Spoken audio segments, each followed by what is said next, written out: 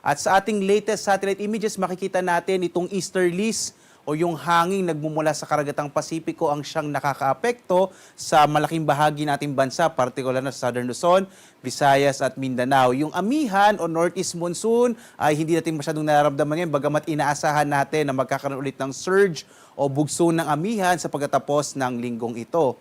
Base rin sa ating pinakahuling datos ay wala pa rin tayong minomonitor na anumang bagyo sa loob at labas ng Philippine Area of Responsibility. Posible hanggang sa pagkatapos ng linggong ito, malit yung tsansang magkaroon tayo ng bagyo. Samantala naman, dulot ng easterlies at mga localized thunderstorms ang inaasahan natin generally fair weather sa malaking bahagi ng ating bansa.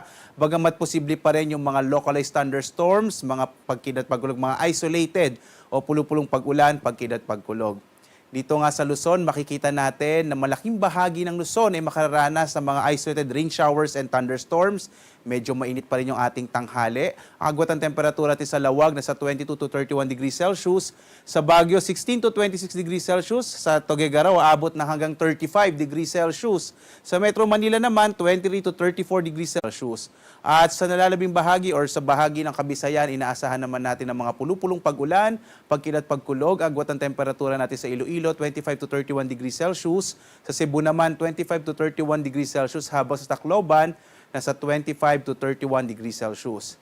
At malaking bahagi din ng Mindanao ay makararanas ng generally fair weather pero posible pa rin yung mga isolated rain showers and thunderstorms, lalo na dito sa may silangang bahagi ng Mindanao. Yung agwat ng temperatura sa Zamboanga, 25 to 33 degrees Celsius. Sa Cagayan de Oro, 24 to 31 degrees Celsius. Habang sa Davao ay mula 25 to 32 degrees Celsius. Sa ngayon din ay wala tayong nakataas sa gale warning at banayad hanggang sa katamtaman na inaasahan nating pag-alon ng ating karagatan. Subalit may babala pa rin tayo kapag may mga pagkilat pagkulog, maring biglang lumakas yung alon ng ating mga baybayin. Kaya iba yung pag-iingat pa rin, lalong-lalo na sa mga maliit sa sakyang pandagat. Narito naman ating inaasahang panahon sa mga susunod na araw. Makikita natin sa Kamaynilaan, Baguio at Legazpi. Muling iiral yung northeast monsoon o hanging amihan dito sa Kamaynilaan, bandang Friday o Biyernes hanggang weekend, posibleng magkaroon ng northeast monsoon, mga isolated light rains yung ating mararanasan. Agwat ang temperatura in the next 3 days sa Kamaynilaan mula 23 to 34 degrees Celsius. Sa Baguio, araw din ng Biyernes ay muling maranasan ng amihan. Agwat ang temperatura ay 16 to 25 degrees Celsius. Sa Legazpi naman, posible din na makaranas ng amihan. Bandang araw ng Sabado, 24 to 32 degrees Celsius naman na agwat ang temperatura. Sa Kabisayaan ay inaasahan natin ng mga isolated rain showers and thunderstorms. Sa Metro Cebu, agwat ang temperatura natin ay 24 to 32 degrees Celsius.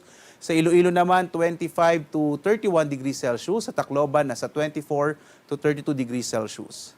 At sa Mindanao, inaasahan din natin generally fair weather pa rin hanggang araw ng Sabado pero posible yung mga isolated o pulupulong pag-ulan, pagkidat pagkulog na maring maranasan. Sa Metro Davao, agwat ang temperatura 24 to 32 degrees Celsius. Sa Cagayan de Oro City, nasa 23 to 31 degrees Celsius. Habang Zamboanga, nasa 24 to 33 degrees Celsius.